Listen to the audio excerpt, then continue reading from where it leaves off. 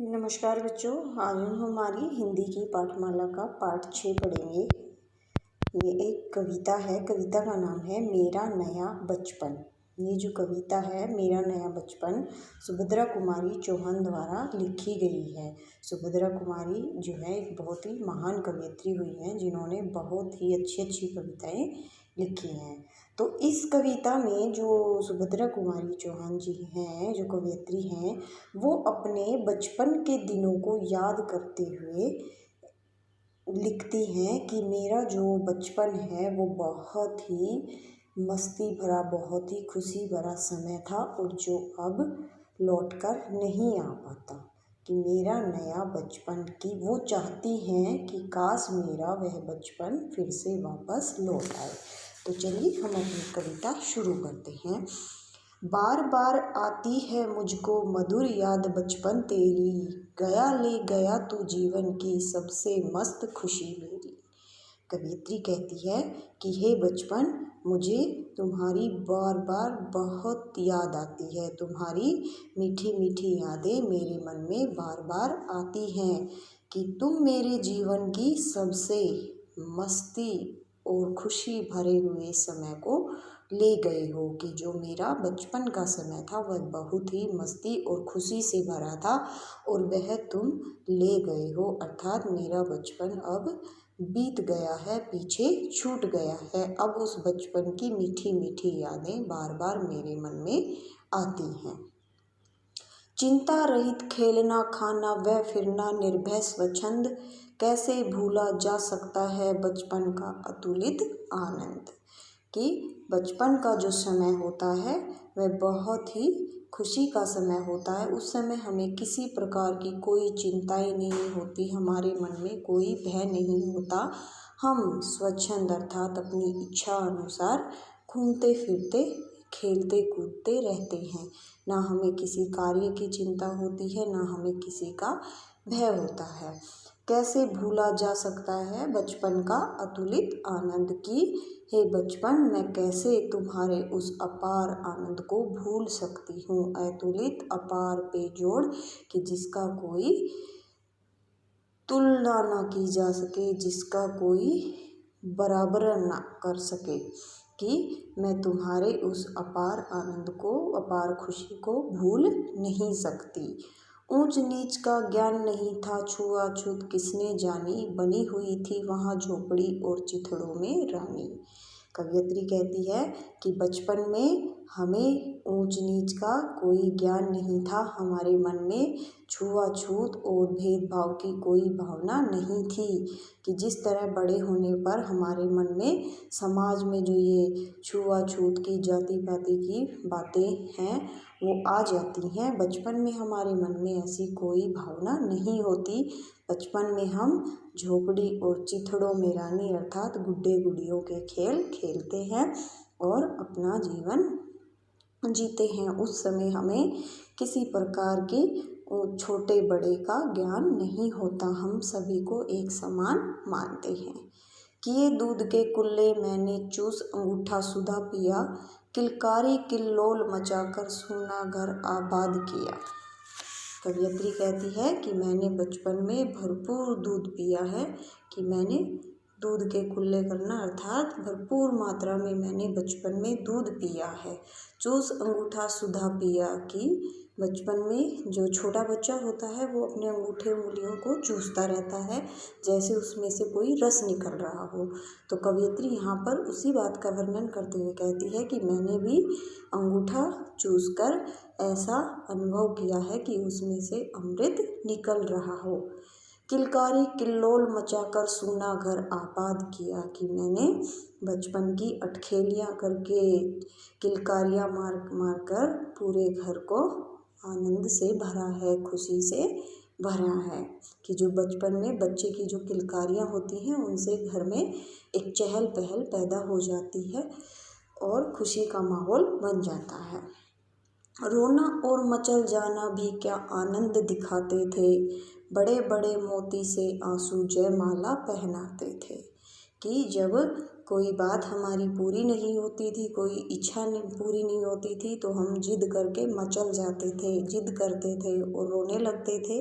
तो वह सब भी बहुत ही आनंद देता था और सबको बहुत ही खुशी मिलती थी वह सब देखकर। बड़े बड़े मोती से आंसू जयमाला पहनाते थे कि आँखों से जो मोटे मोटे आंसू निकलते थे वो ऐसे लगते थे कि जैसे मोतियों का हार हो, जैसे मोतियों की माला हो, कि आंसुओं की जो एक लड़ी बन जाती थी वो ऐसे लगती थी जैसे मोतियों की माला हो। मैं रोई काम छोड़कर आई, मुझको उठा लिया, झाड़ पोंछ कर चूम चूम कर गीले गालों को सुखा दिया। कवियत्री कहती है कि मैं रोई, माँ काम छोड़कर आई, कि जब मैं खेलते खेलते गिर गई तो मैं रोने लगी और माँ जो है मेरी रोने की आवाज़ सुनकर अपने सभी काम छोड़कर दौड़ती हुई आई और मुझे अपनी गोद में उठा लिया, झाड़ पोंछ कर चूम चूम कर गीले गालों को सुखा दिया। और उन्होंने मुझे झाड़ा कि जब मैं गिर गई तो मिट्टी लगी तो उन्होंने मुझे झाड़ा और जो मेरे आंसुओं से गाल गीले हो गए थे उनको उन्होंने अपने प्यार से चूम चूम कर सुखा दिया, अर्थात उन्होंने अपने प्यार से दुलार से मुझे चुप कराया।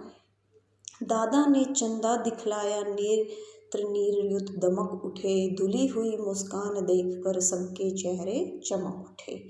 कवियत्री कहती है कि जब मैं रो रही थी तो दादाजी ने मुझे चंदा दिखाया, कि जब जैसे कोई बच्चा रोता है तो उसका ध्यान बटाने के लिए हम बोल देते देखो चंदा मामा आए, देखो सूरज आए, तो इससे क्या होता है बच्चे का ध्यान जाता है और वह रोना बंद कर देता है। तो कवियत्री भी यही कह रही है कि जब मैं रो रही थी तो दादाजी ने मुझे चंदा दिखाया और जो मेरे आँखों में आंसू थे, जो पानी से भरी हुई आंखें थी, वो चमक उठी, दमक उठे अर्थात चमकने लगी, कि खुशी से चमकने लगी।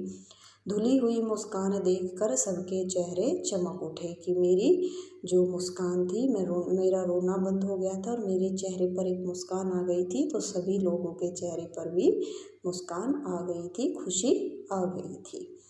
वह सुख का साम्राज्य छोड़कर मैं मतवाली बड़ी हुई, लुटी हुई कुछ ठगी हुई सी दौड़ द्वार पर खड़ी हुई। कवियत्री आगे कहती है कि वह जो मेरा इतना मस्ती भरा समय था, बचपन था, उस सुख के साम्राज्य को अर्थात उस सुख के समय को छोड़कर मैं आगे बढ़ गई, अर्थात मैं बड़ी हो गई, कि मेरा बचपन पीछे छूट गया, बीत गया और मैं अब युवा हो गई, बड़ी हो गई। लुटी हुई कुछ ठगी हुई सी दौड़ द्वार पर खड़ी हुई, लेकिन मेरे मन में यह भाव था कि मेरा कुछ पीछे छूट गया है, कि मेरे कोई कीमती चीज़ या कीमती समय पीछे छूट गया है। मैं अपने आप को ठगी हुई सी अर्थात कुछ लुटी हुई सी, कि जैसे मेरा कुछ छीन लिया गया हो, मैं ऐसी महसूस कर रही थी और मैं द्वार पर खड़ी हुई, मैं अब युवा अवस्था के दरवाजे पर आ गई थी, अर्थात मेरा बचपन पीछे चला गया था और अब मैं युवा अवस्था में प्रवेश कर रही थी। लाज भरी आंखें थी मेरी, मन में उमंग रंगीली थी, तान रसीली थी, कानों में चंचल छैल छबीली थी। कवियत्री कहती है कि अब मेरी आँखों में लज्जा थी, कि जिन आँखों में पहले चमक होती थी, इनमें शरारतें होती थी, अटखेलियाँ होती थी, अब उन आँखों में लज्जा थी, कि अब वो युवा हो गई थी, जवान हो गई थी, तो अब उन आँखों में शर्म थी। मन में उमंग रंगीली थी और मन में अनेक नए नए रंगीन सपने थे। तान रसीली थी, कानों में चंचल छैल छबीली थी, कि अब जो है मेरे जीवन में, मेरे शरीर में एक नई स्फूर्ति और एक नई चंचलता आ गई थी, कि अब मैं युवावस्था में प्रवेश कर चुकी थी और मेरे जो जीवन में है वो परिवर्तन आ गए थे। दिल में एक चुभन सी थी, वह दुनिया अलबेली थी, मन में एक पहेली थी, मैं सबके बीच अकेली थी। कवियत्री कह रही है कि माना कि युवावस्था में भी मन में अनेक उमंगें थी, अनेक सपने थे, लेकिन फिर भी दिल में एक चुभन सी थी, दिल में एक दुख था, कहीं ना कहीं एक निराशा थी, कि यह जो दुनिया थी, यह युवावस्था का जो समय था, यह जो दुनिया थी युवावस्था की, यह बहुत ही अलबेली थी, बहुत ही अनोखी थी, बहुत ही अद्भुत थी, और यह मेरे जीवन में एक पहेली के रूप में अर्थात एक सवाल के रूप में आई थी। मैं सबके साथ होते हुए भी एक अकेलापन महसूस कर रही थी। मिला खोजती थी जिसको, हे बचपन ठगा दिया तूने, अरे जवानी के फंदे में मुझको फंसा दिया तूने। कवयित्री कहती है कि हे बचपन, तूने मुझे ठग लिया, तूने मुझे धोखा दे दिया और मुझे छोड़कर चला गया और इस जवानी के फंदे में, जवानी के झंझटों में मुझे फंसा दिया। सब गलियां उसकी भी देखी, उसकी खुशियां न्यारी हैं, प्यारी प्रीतम की रंगरलियों की स्मृतियां भी प्यारी हैं। कि मैंने युवावस्था की भी सारी गलियां देखी अर्थात युवावस्था के भी सभी सुख देखे हैं, सभी अनुभव लिए हैं। इसकी अपनी ही एक अलग खुशी है कि जैसे बचपन की खुशी है वैसे ही युवावस्था की भी खुशियाँ अलग हैं। इसमें भी हमें अलग अलग खुशियाँ मिलती हैं, मन में सपने होते हैं। प्रीतम की रंग रलियों की स्मृति भी प्यारी है कि जो मेरे पति हैं उनके साथ भी मेरी बहुत ही प्यारी प्यारी यादें हैं जो मुझे युवावस्था में ही मिली हैं। माना मैंने युवा काल का जीवन खूब निराला है, आकांक्षा पुरुषार्थ ज्ञान का उदय मोहने वाला है। कि मैं मानती हूँ कि जो युवावस्था का जीवन है वह बहुत ही निराला है, बहुत ही अनोखा है। इसमें हमें हमारे मन में अनेक इच्छाएं होती हैं, कुछ पाने की, कुछ ज्ञान प्राप्त करने की उत्सुकता होती है। हम नए नए कार्य करते हैं कि जो युवावस्था है उसमें हमारे मन में आगे बढ़ने की, कुछ कर जाने की भावना पैदा होती है। किंतु यहाँ झंझट है भारी, युद्ध क्षेत्र संसार बना, चिंता के चक्कर में पड़कर जीवन भी है भार बना। कि मैं मानती हूँ कि युवा काल है, जो युवावस्था है वह भी एक निराला समय है, उसकी भी अपनी विशेषताएं हैं, लेकिन यह बहुत ही झंझटों से भरा है, बहुत ही संघर्षों से भरा है। और यह एक युद्ध के मैदान की तरह है कि जैसे युद्ध के मैदान में कदम कदम पर मुश्किलें आती हैं, अड़चनें आती हैं, वैसे ही युवा काल में भी अनेक संघर्ष करने पड़ते हैं। चिंताएं होती, अनेक प्रकार की चिंताएं होती हैं और उन चिंताओं के रहते जीवन एक बोझ के समान लगने लगता है। कि युवा काल में हमें अनेक चिंताएं घेर लेती हैं कि हमें कुछ करना है, कैसे आगे बढ़ें, कैसे क्या करें, ये सब हम सवाल हमारे मन में आते हैं। और इससे जो है, जो जीवन की खुशियाँ है, जो आनंद है, वो समाप्त हो जाता है। आजा बचपन एक बार फिर दे दे अपनी निर्मल शांति, व्याकुल व्यथा मिटाने वाली वह अपनी प्राकृत विश्रांति।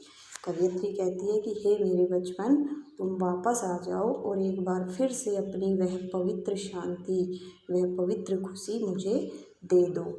व्याकुल व्यथा मिटाने वाली वह प्राकृत विश्रांति की, यह व्याकुल मन, बेचैन मन के दुख को मिटाने वाली वह स्वाभाविक आनंद मुझे दे दो। क्योंकि देखो, युवा काल में क्या होता है कि हम अनेक संघर्षों के बीच फंस जाते हैं और उस वक्त यदि हम खुश नहीं हैं तो भी हम ये दिखाने का प्रयास करते हैं कि हम बहुत खुश हैं, बहुत आनंदित हैं। लेकिन जो बचपन का आनंद होता है, प्राकृत विश्रांति अर्थात स्वाभाविक, वो हमारा स्वाभाविक होता है कि वो बनावटी नहीं होता, वो स्वाभाविक होता है। तो कवयित्री कहती है कि हे बचपन, तुम फिर से वापस आ जाओ और मुझे वह स्वाभाविक आनंद लौटा दो।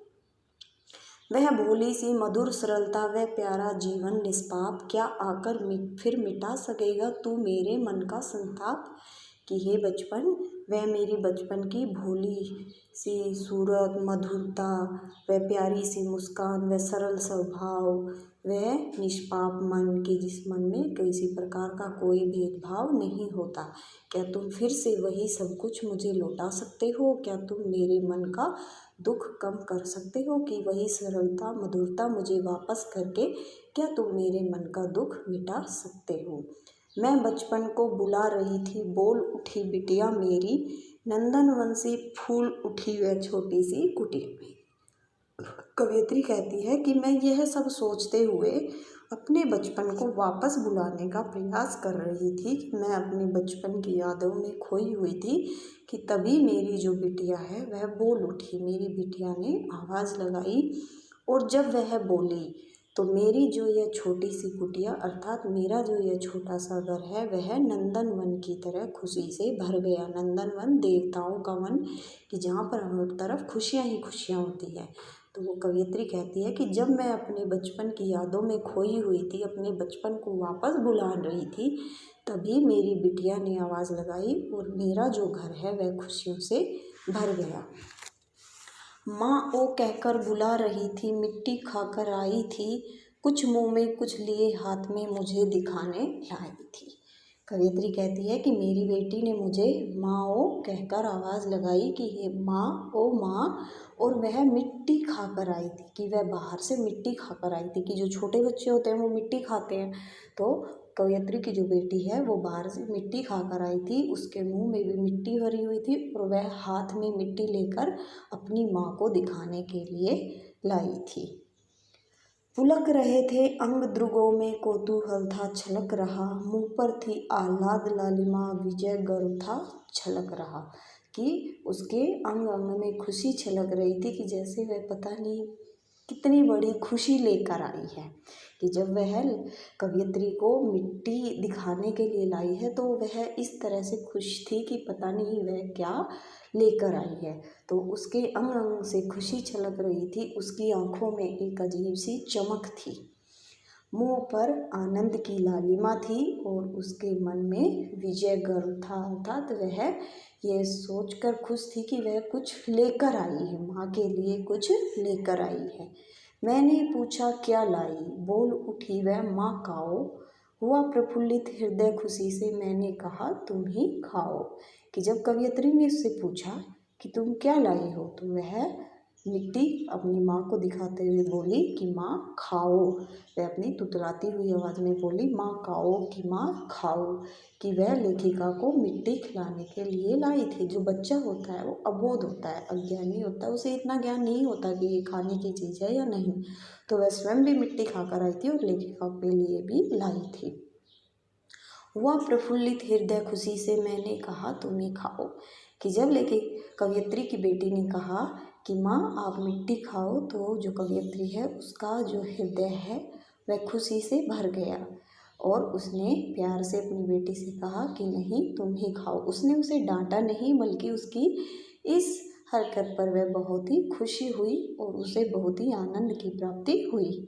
पाया मैंने बचपन फिर से, बचपन बेटी बन आया, उसकी मंजुल मूर्ति देखकर मुझ में नवजीवन आया।